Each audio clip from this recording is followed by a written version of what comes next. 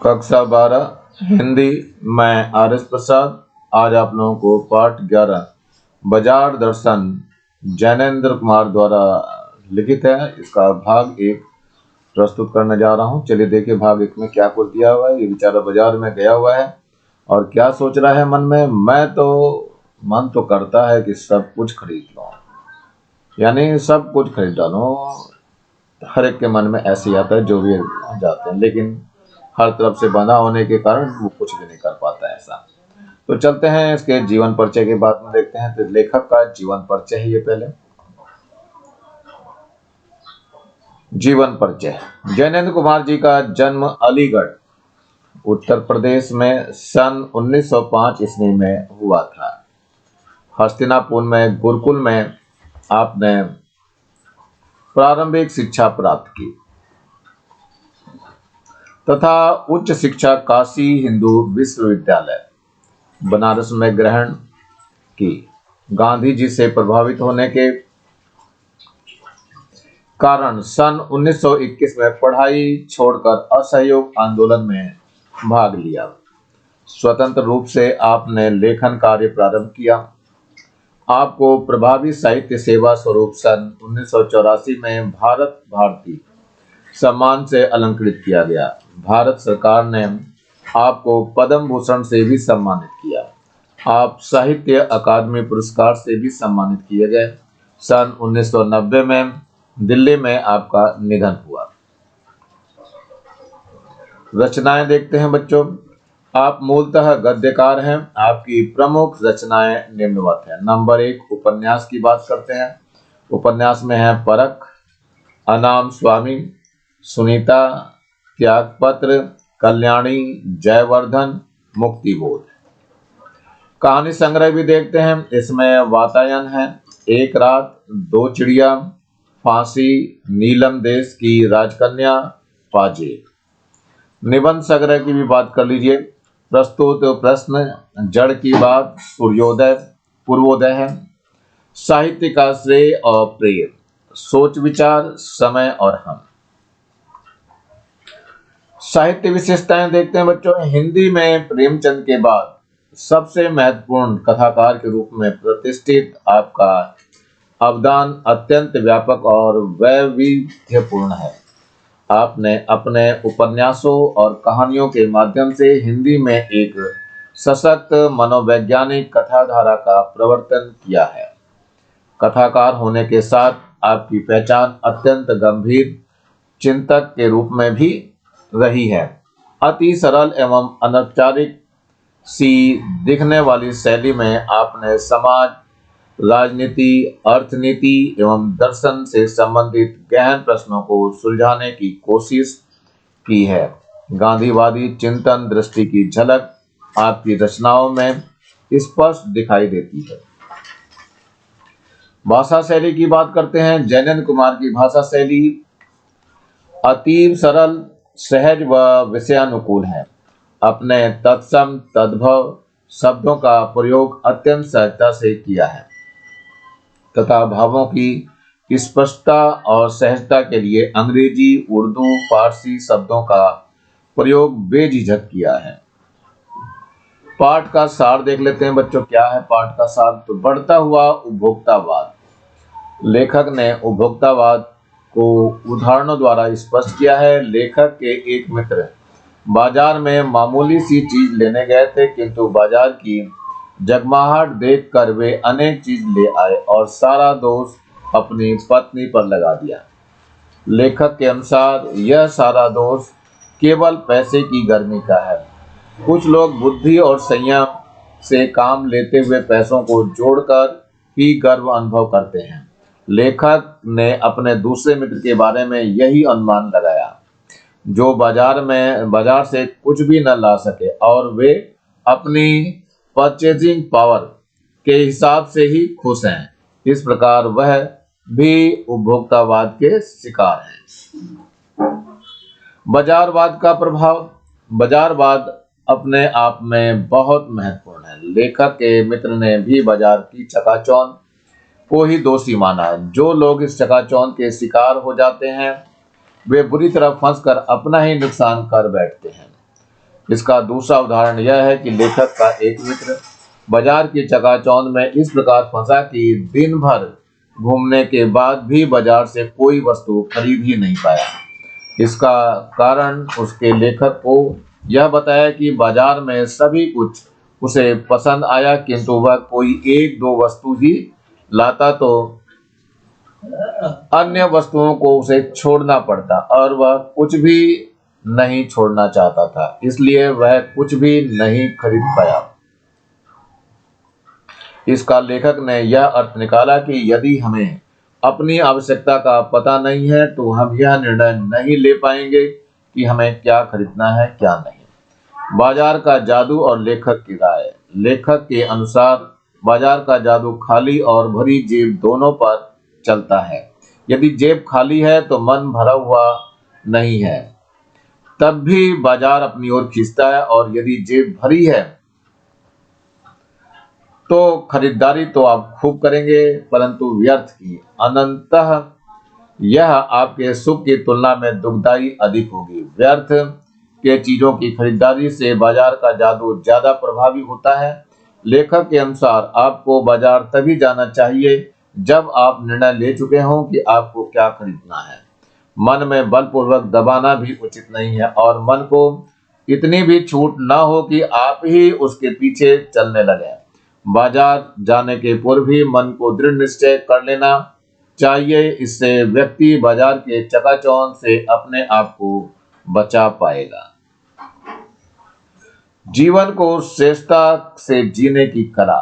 लेखक के अनुसार व्यक्ति को अपने मन को नियंत्रित कर जीवन के सभी महत्वपूर्ण निर्णय सोच विचार कर लेने चाहिए।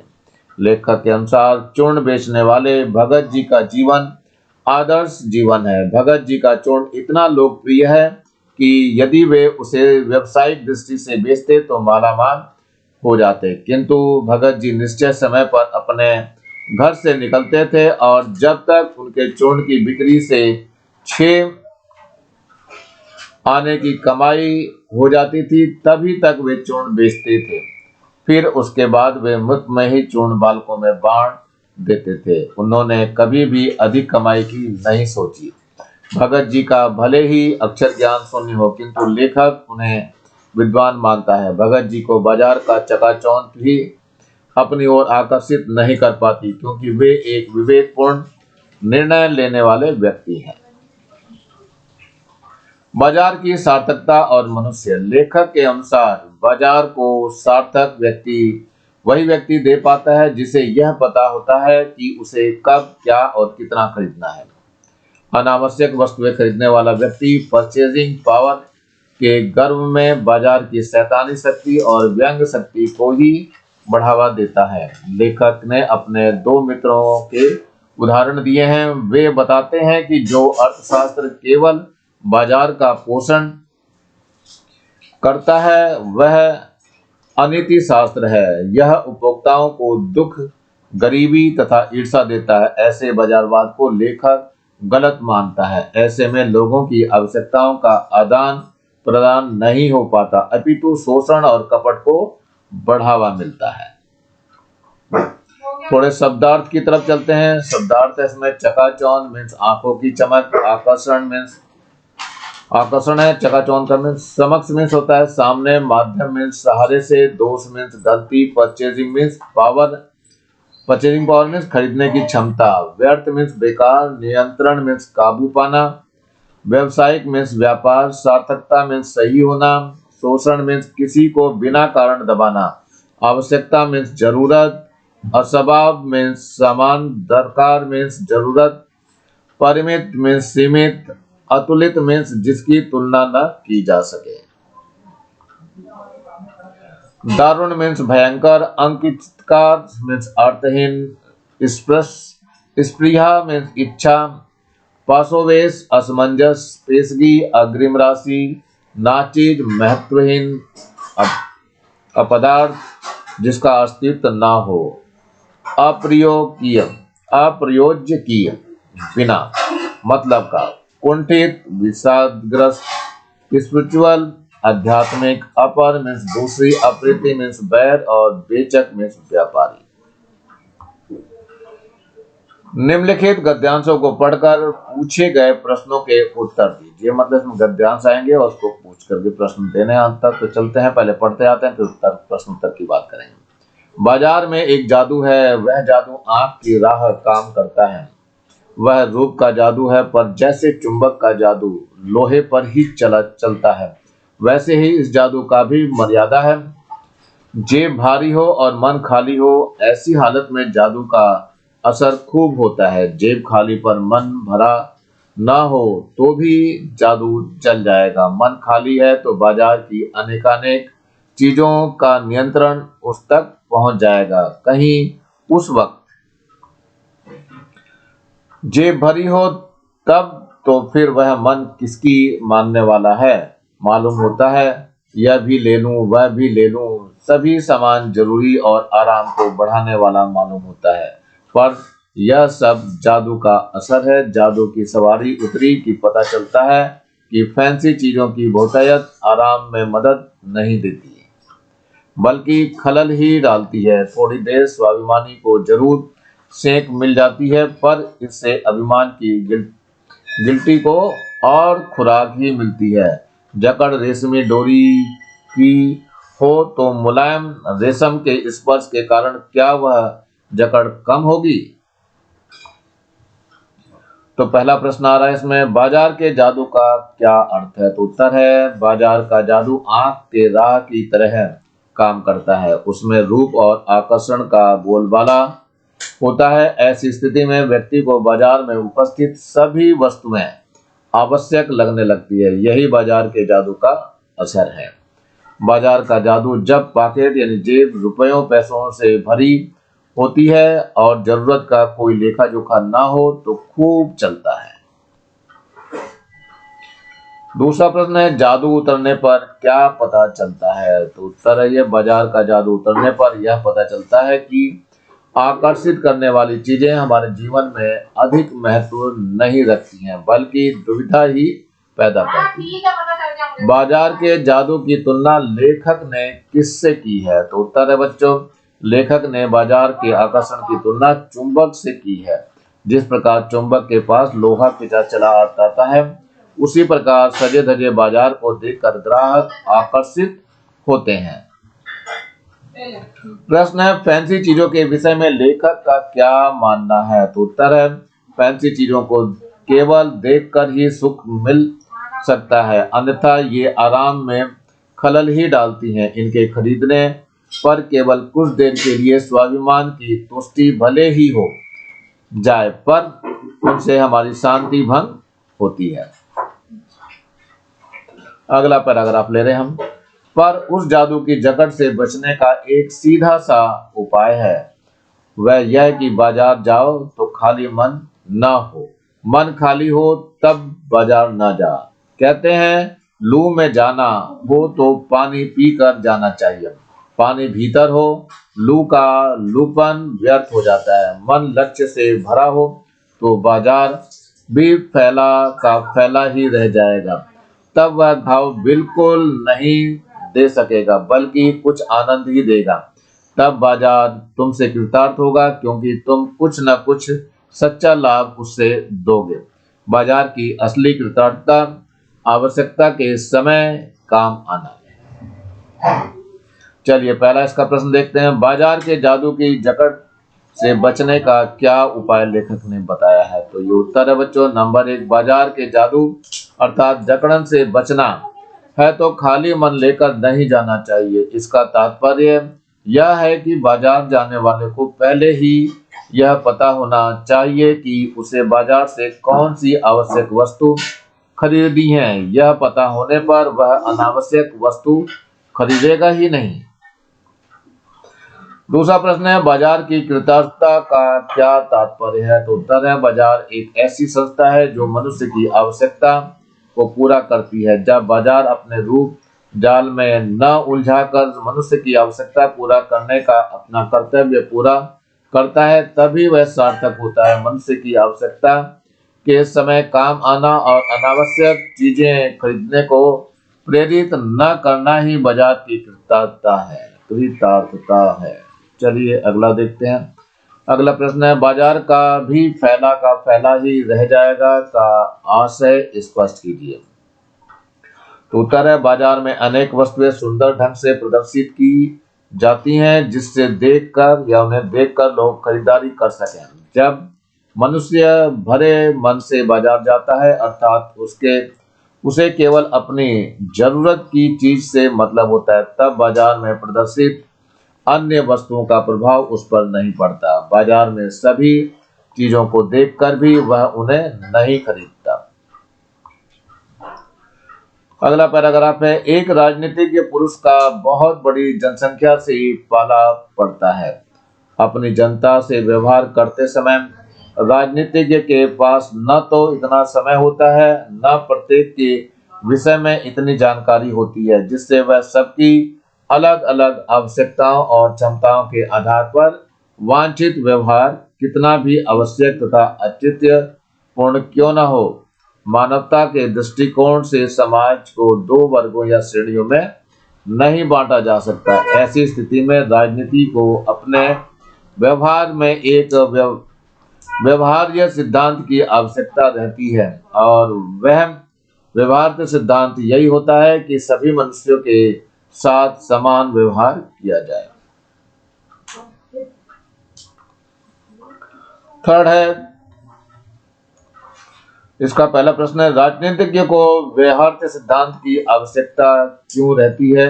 यह सिद्धांत क्या हो सकता है? तो उत्तर है बच्चों, नंबर 1, राजनीतिज्ञ को व्यवहार्य सिद्धांत की आवश्यकता इसलिए रहती है क्योंकि उसके पास समय का अभाव होता है। उसे प्रत्येक के बारे में पूरी जानकारी भी नहीं होती। उसका व्यवहार्य सिद्धांत यही होता है कि सभी मनुष्यों के साथ समान व्यवहार किया जाए। राजनीतिज्ञ की व्यवस्था क्या हो सकती है? तो उत्तर है, राजनीतिज्ञ की व्यवस्था यह होती है कि उसका बहुत बड़ी संख्या से पाला पड़ता है। इन सभी की आवश्यकताओं और क्षमताओं की जानकारी रखना उसके लिए कठिन होता है। इसके पास समय का भी अभाव होता है। अगला प्रश्न है, विभिन्न व्यवहार मानवता की दृष्टि से उपयुक्त क्यों नहीं होता? तो उत्तर है, भिन्न भिन्न व्यवहार मानवता की दृष्टि से इसलिए उपयुक्त नहीं होता क्योंकि इससे समाज दो वर्गों या श्रेणियों में बढ़ जाता है। मानव समाज का बंटवारा करना मानवीय दृष्टिकोण से ठीक नहीं। अगला प्रश्न है, समाज के दो वर्गों से क्या तात्पर्य है? वर्णानुसार विभिन्न व्यवहार औचित्यपूर्ण क्यों नहीं होता? तो उत्तर है बच्चों, वास्तव में दो वर्गों से तात्पर्य उच्च वर्ग और निम्न वर्ग है। एक वर्ग है जिसके पास और दूसरा वर्ग जिसके पास नहीं है। वर्ग के अनुसार भिन्न व्यवहार को औचित्यपूर्ण नहीं कहा जा सकता क्योंकि इससे समाज का बंटवारा होता है। इस समता के सिद्धांत के विरुद्ध, यह जो है समता के सिद्धांत के विरुद्ध है।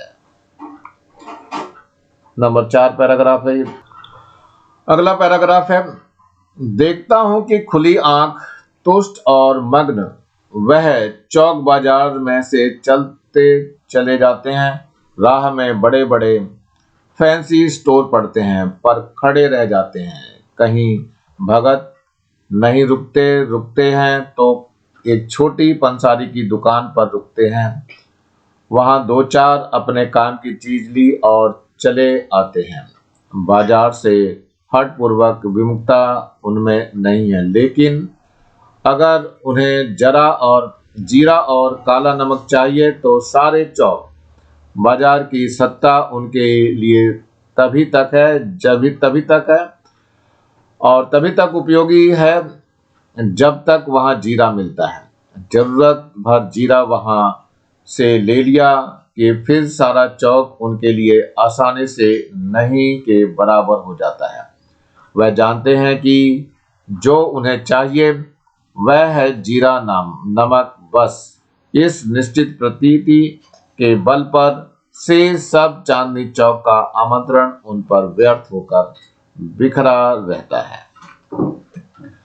तो प्रश्न है पहला, बाजार से हठपूर्वक विमुखता से लेखक का क्या अभिप्राय है? तो उत्तर है, बाजार की जानबूझकर उपेक्षा करना, वहां जाने पर उसके आकर्षण के भय से उसकी ओर ध्यान न देकर तेजी से गुजर जाना ही बाजार से हठपूर्वक विमुखता है।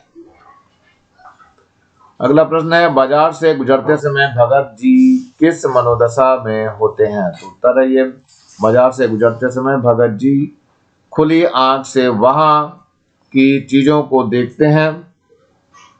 वह संतुष्ट तथा अपने विचारों में मग्न रहते हैं। वे बाजार के आकर्षण में फंसते नहीं, केवल अपनी आवश्यकता की वस्तुएं जीरा और नमक खरीद लेते हैं। प्रश्न है, चांदनी चौक का आकर्षण भगत जी पर कब व्यर्थ हो जाता है? तो उत्तर है बच्चों, अपनी आवश्यकता की वस्तुएं जीरा और नमक खरीद लेने के बाद चांदनी चौक की अन्य वस्तुएं भगत जी को आकर्षित नहीं कर पाती। इस प्रकार आवश्यकता पूरी होने पर चांदनी चौक का आकर्षण उन पर व्यर्थ हो जाता है। अगला पैराग्राफ है, पड़ोस में एक महानुभाव रहते हैं जिनको लोग भगत जी कहते हैं। चूरन बेचते हैं। यह काम करते जाने उन्हें कितने बरस हो गए हैं, लेकिन किसी एक भी दिन चूरन से उन्होंने 6 आने पैसे से ज्यादा नहीं कमाए। चूरन उनका आसपास सरनाम है और खुद खूब लोकप्रिय है।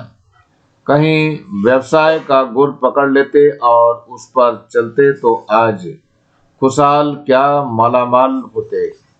क्या कुछ इनके पास न होता। इधर 10 वर्षों से मैं देख रहा हूं कि उनका चूरन हाथों हाथ बिक जाता है, पर वह न उससे थोक में देते हैं और न व्यापारियों को बेचते हैं। पेशगी ऑर्डर कोई नहीं लेते। बंधे वक्त पर अपनी चूरन की पेटी लेकर घर से बाहर हुए नहीं कि देखते देखते 6 आने की कमाई उनकी हो जाती है। लोग उनका चूरन लेने को उत्सुक हो जो रहते हैं। चूरन से भी अधिक शायद वह भगत जी के प्रति अपनी सद्भावना का देह है, देने को उत्सुक रहते हैं। पर 6 आने पूरे हुए नहीं कि भगत जी बाकी चूरन बालकों को मुफ्त बांट देते हैं। कभी ऐसा नहीं हुआ कि कोई उन्हें 25वां पैसा दे भी सके। कभी चूरन में लापरवाही नहीं हुई है और कभी रोग होता भी मैंने उन्हें नहीं देखा है। चलिए प्रश्न उत्तर पे चलते हैं। लेखक के पड़ोसी के बारे में बताइए। तो उत्तर है, लेखक के पड़ोसी को सब भगत जी के नाम से जानते थे, जो कई सालों से वहां पर चूरन बेचने का काम करते थे। दूसरा है, अपना चूरन भगत जी किस प्रकार बेचते थे? तो उत्तर है बच्चों, भगत जी अपना चूरन कभी भी 6 आने से अधिक का नहीं बेचते थे। यद्यपि उनका चूरन अधिक लोकप्रिय है, यदि वे इसका व्यवसाय आजकल के तरीके से करते तो वे खूब मालामाल होते, किंतु वे अपने समय से घर से निकलते और चूरन की गुणवत्ता के कारण देखते ही देखते चूरन 6 आने का बिक जाता। क्या कारण है कि भगत जी 6 आने तक का ही चूरन बेचते थे? तो उत्तर है बच्चों, भगत जी अपने नियम के पक्के थे और उनका नियम केवल 6 आने तक ही चूरन बेचने का था, इसलिए वे हमेशा अपने इस नियम पर डटे रहते थे। प्रश्न है, भगत जी मुफ्त में बालकों को चूरन कब बांटते थे? तो उत्तर है बच्चों, जिस समय भी भगत जी का चूरन 6 आने में बिक जाता था, उसी समय वे अपना चूरन भी बच्चों में मुफ्त बांटना शुरू कर देते थे। यह नियम भी भगत जी का प्रतिदिन का था। नंबर 6 पैराग्राफ है, उनका आशय था कि यह पत्नी की महिमा है, उस महिमा का मैं कायल हूं। आदि काल से इस विषय में पति से पत्नी की ही प्रमुखता प्रमाणित है और यह व्यक्तित्व का प्रश्न नहीं है, स्त्रीत्व का प्रश्न है। स्त्री मायना न जोड़े तो क्या मैं जोड़ूं? फिर भी सच सच है और यह वह की बात, इस बात में पत्नी की ओट ली जाती है। मूल में एक और तत्व की महिमा विशेष है। वह तत्व है मनी बैग अर्थात पैसे की गर्मी या एलर्जी। प्रश्न देखते हैं। पहला प्रश्न है, प्रस्तुत पद्यांश में संबंधित पाठ व इसके लेखक का नाम लिखिए। तो उत्तर है बच्चों, प्रस्तुत गद्यांश से संबंधित पाठ का नाम बाजार दर्शन है तथा इसके लेखक जैनेन्द्र कुमार जी हैं। दूसरा प्रश्न है, लोगों के मन में धन जोड़ों के प्रति की कैसी धारणा होती है। तो उत्तर है, लेखक के अनुसार लोगों के मन में धन जोड़ने के बारे में धारणा होती है कि इसके लिए स्त्री ही जिम्मेदार होती है। वे सोचते हैं कि यदि स्त्री ही धन नहीं जोड़ती तो वे क्यों जोड़ेंगे। तो लगा प्रश्न है अगला, बाजारवाद का प्रमुख कारण क्या है। तो उत्तर है बच्चों, इसमें लेखक के अनुसार बाजारवाद का मुख्य कारण मनी बैग अर्थात पैसों की गर्मी या एलर्जी है। अगला प्रश्न है, यह पत्नी की महिमा है कहकर लेखक क्या स्पष्ट करना चाहते हैं। तो उत्तर है बच्चों, लेखक की यह धारणा है कि बाजार में अनावश्यक वस्तुओं की खरीदारी होती है तो इसके लिए स्त्री ही जिम्मेदार होती है। वास्तव में खरीदारी वस्तु पत्नी की महिमा की ओट में स्वीकृत के लिए ऐसा कहा जाता है। अगला पैराग्राफ देखते हैं। कहीं आप भूल न कर बैठिएगा, इन पंक्तियों को लिखने वाला मैं चूरन नहीं बेचता हूँ। जी नहीं, ऐसी हल्की बात भी न सोचिएगा। यह समझिएगा कि लेखक के किसी भी मान्य पाठक ने उस चूरन वाले को श्रेष्ठ बताने की मैं हिम्मत कर सकता हूँ। क्या जाने उस भोले आदमी को अक्षर ज्ञान तक भी है या नहीं, और बड़ी बातें तो उसे मालूम क्या होंगी, और हम आप न जाने कितनी बड़ी बड़ी बातें जानते हैं। इससे यह तो हो सकता है कि वह चूरन वाला भगत हम लोगों के सामने एकदम नाची आदमी हो। लेकिन आप पाठकों की विद्वान श्रेणी का सदस्य होकर भी मैं यह स्वीकार नहीं करना चाहता हूं कि उस आप अपदार्थ प्राणी को वह प्राप्त है जो हम में से बहुत कम को शायद प्राप्त है। उस पर बाजार का जादू वार नहीं कर पाता है। माल बिछा रहता है और उसका मन अडिग रहता है। पैसा उससे आगे होकर भीख सा मांगता है कि मुझे लो, लेकिन उसके मन में पैसे पर दया नहीं समाती। वह निर्मम व्यक्ति पैसे को अपने आहत गर्भ में बिखरता ही छोड़ देता है। ऐसे आदमी के आगे क्या पैसे की व्यंग शक्ति कुछ भी चलती होगी? क्या वह शक्ति कुंठित रहकर सलज्ज ही नहीं हो जाती होगी?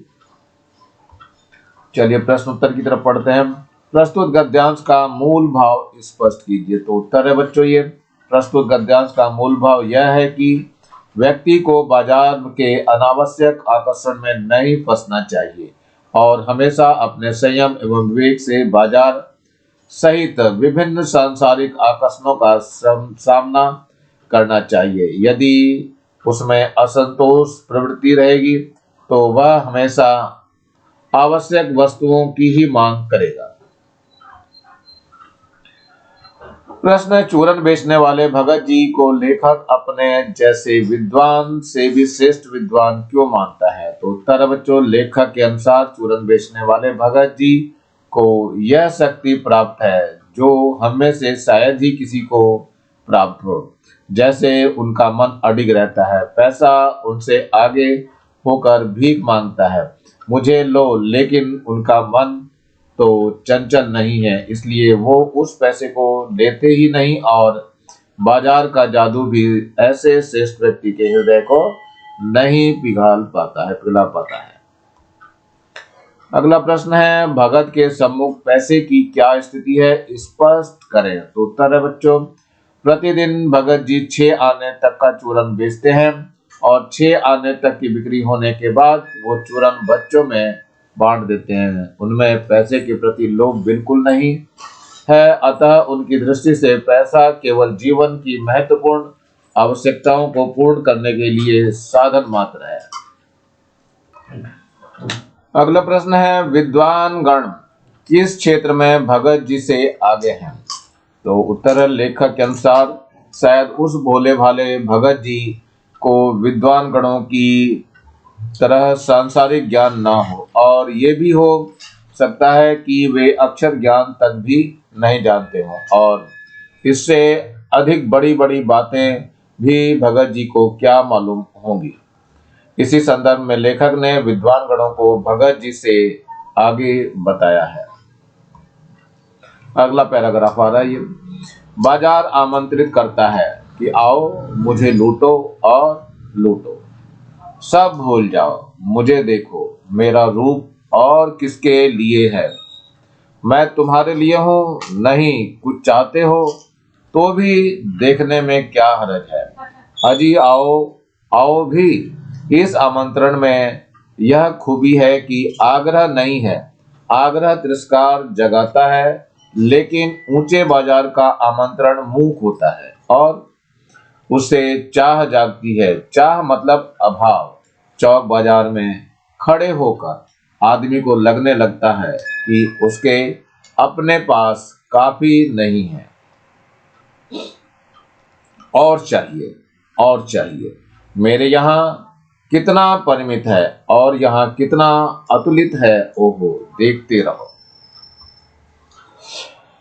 प्रश्न है, बाजार किस कारण से आमंत्रित करता है? तो उत्तर है बच्चों, बाजार व्यक्ति को अपनी चकाचौंध में फंसा लेता है और कहता है कि मेरा यह रूप केवल आपके लिए है। इस प्रकार ग्राहकों को लूटने के लिए आमंत्रित करता है और उसे देख करके ग्राहक लुटता जाता है, बेचारा अपने आप को रोक नहीं पाता है। मूक आमंत्रण किस प्रकार का आमंत्रण है? ये प्रश्न है। उत्तर देखो इसका क्या है, बाजार भले ही बोलना नहीं जानता, किंतु उसकी चकाचौंध, उसका प्रदर्शन ग्राहक में उसके प्रति चाह जगाता है। चाह का अर्थ है कि मुझे कुछ और भी चाहिए, बस यही बाजार का मूल आमंत्रण है। मूल मंत्र लिए हुए हमेशा तैयार रहता है। प्रश्न है, लेखक के अनुसार व्यक्ति को बाजार की चकाचौंध के बीच खड़े होकर क्या अनुभव होने लगता है? तो उत्तर है बच्चों, बाजार की चकाचौंध को देखकर व्यक्ति को लगता है कि मेरे पास जो भी सामान है वह कम है, अतः उसे और सामान खरीदने की आवश्यकता है और वह बाजार की ओर खींचा चला जाता है। अगला है, बाजार की चकाचौंध का मनुष्य पर क्या प्रभाव पड़ता है? लेखक के अनुसार बताइए। तो उत्तर है, बाजार की चकाचौंध के कारण मनुष्य असंतोष, तृष्णा एवं ईर्ष्या से घायल होकर सदा के लिए बेकार बन जाता है। चलिए अगले पैराग्राफ को देखते हैं। पैसे की व्यंग शक्ति की सुनिए, वह दारुण है। मैं पैदल चल रहा हूँ कि पास ही धूल उड़ती निकल गई। मोटर, वह क्या निकली, मेरे कलेजे को कौंधती एक कठिन व्यंग की लीक ही आर से पार हो गई, जैसे किसी ने आंखों में उंगली देकर दिखा दिया हो कि देखो उसका नाम है मोटर और तुम उससे वंचित हो। यह मुझे अपनी ऐसी विडंबना मालूम होती है कि बस पूछिए नहीं। मैं सोचने को हो आता हूँ कि हाय, ये ही माँ बाप रह गए थे जिनके यहाँ मैंने जन्म लेने को था, क्यों न मैं मोटर वालों के यहाँ हुआ। उस व्यंग में इतनी शक्ति है कि जरा मैं मुझे अपने संगों के प्रति कृतज्ञ कर सकती है। चलिए प्रश्न पे देखते हैं। पहला प्रश्न है, लेखक के अनुसार वह कौन सी शक्ति है जो अपने संगों के प्रति कृतज्ञ कर सकती है? तो उत्तर है बच्चों, लेखक के अनुसार पैसे की व्यंग शक्ति ऐसी शक्ति है जो अपने संगों के प्रति कृतज्ञ कर सकती है। अगला प्रश्न है, पैसों की व्यंग शक्ति के कारण अपने माता पिता के प्रति किस प्रकार के विचार उत्पन्न होते हैं? लेखक के अनुसार बताइए। तो उत्तर है बच्चों, पैसों की व्यंग शक्ति के कारण अपने ही माता पिता के प्रति घृणा की भावना उत्पन्न होती है। ऐसे में वे सोचते हैं कि यदि हम भी अमीर माता पिता के यहाँ होते तो हमें भी मोटर कार मिलती। अर्थात गरीब माता पिता के यहाँ पैदा होना वह अपनी हीनता का कारण समझता है। प्रश्न है, लेखक के अनुसार धूल उड़ाती हुई मोटर कार हृदय पर क्या प्रभाव डालती है? तो उत्तर है, पास से धूल उड़ती हुई मोटर गाड़ी कलेजे को कौंधती व्यंग की एक लकीर छोड़ देती है और ऐसा लगता है जैसे कोई दोनों आंखों में उंगली देकर उस मोटर को दिखा गया हो। अगला प्रश्न है, पैसों में कितनी शक्ति है? लेखक के अनुसार बताइए। उत्तर है, लेखक के अनुसार पैसों में इतनी शक्ति है कि वह लोगों को अपनों के प्रति कृतज्ञ कर सकती है। अगला पैराग्राफ से चल रहा है, इसमें देखो, उस बल को नाम जो दो पर यह निश्चय ही उस तल की वस्तु नहीं है जहां पर संसारी वैभव फलता फूलता है। वह कुछ अपर जाति का तत्व है। लोग स्पिरिचुअल कहते हैं, आत्मिक, धार्मिक, नैतिक कहते हैं। मुझे योग्यता नहीं कि मैं उन शब्दों में अंतर देखूं और प्रतिपादन करूं। मुझे शब्द से सरोकार नहीं, मैं विद्वान नहीं कि शब्दों पर अटकूं। लेकिन इतना तो है, जहां तृष्णा है, बटोर रखने की स्पृहा है, वहां उस बल का बीज नहीं है। बल्कि यदि उसी बल को सच्चा बल मानकर बात की जाए तो कहना होगा कि संचय ही तृष्णा और वैभव की चाह में व्यक्ति की निर्बलता ही प्रमाणित होती है। निर्बल ही धन की ओर झुकता है, वह अबलता है। वह मनुष्य पर धन की और चेतन पर जड़ की विजय है। चलते हैं पहले प्रश्न पे। चूरन वाले की किस शक्ति के आगे वैभव की व्यंगता शक्ति चूर चूर हो जाती है? तो उत्तर है, प्रस्तुत गद्यांश से स्पष्ट होता है कि नैतिक सबलता और आत्मिक संतोष ही चूरन वाले की वह शक्ति है जिसके आगे भौतिक या सांसारिक वैभव की सारी व्यंग शक्ति चूर चूर हो जाती है। अगला प्रश्न है, जिस बल के बारे में लेखक बात कर रहा है वह उसके विषय में क्या कहता है? तो उत्तर है, लेखक का जिस बल से तात्पर्य है वह बल है बाजार जाकर आवश्यक और अनावश्यक वस्तुएं खरीद सकने का बल, जिसके कारण मनुष्य आवश्यकता न होते हुए भी बेकार की वस्तुएं खरीदता है। वह सांसारिक वैभव की भांति हरा भरा रहने वाला नहीं है। इसलिए लेखक ने ऐसे बल को ऊपर जाति का बल कहा है। प्रश्न है अगला, व्यक्ति की निर्बलता कब प्रकट होती है? तो उत्तर है, लेखक ने निर्बलता का प्रमाण संचय की तृष्णा को ही माना है। संचय की तृष्णा के साथ साथ दुनिया के दिखावे की चाह भी मनुष्य को निर्बल बनाने में सक्षम है, क्योंकि निर्बल का झुकाव सदैव धन की ओर ही होता है। अगला प्रश्न है, लेखक ने चेतन पर जड़ की विजय किसे और क्यों माना है? तो उत्तर है, ये मानव पर धन की विजय चेतन पर जड़ की विजय है, क्योंकि मनुष्य चेतन है और धन जड़ है। मनुष्य धन वैभव की लालसा में संचय की तृष्णा से जकड़ा रहता है, तब उस स्थिति को जड़ की विजय कहना ही ठीक है। बच्चों, समय बहुत ज्यादा हो गया है, आज इस भाग में इतना ही करवाऊंगा। नीचे लाल रंग का ये बटन दिखाई दे रहा है, इसको जरूर दबा के सब्सक्राइब कर लें। वीडियो अच्छा लगा हो तो लाइक करें, कमेंट सेक्शन में कमेंट्स करना ना भूलें और ज्यादा से ज्यादा बच्चों को शेयर करें जिससे ज्यादा बच्चों को फायदा हो सके। और इस बेल आइकन को भी दबा लें जिससे कि मैं नया वीडियो डालूं तो उसका नोटिफिकेशन तुरंत मिल सके। मेरे चैनल को देखने के लिए आप लोगों का बहुत बहुत थैंक्स। इसी के साथ मैं आर.एस. प्रसाद आज का वीडियो यहीं समाप्त करता हूं। मिलता हूं नए वीडियो में नए टॉपिक के साथ। Thank you, have a nice day.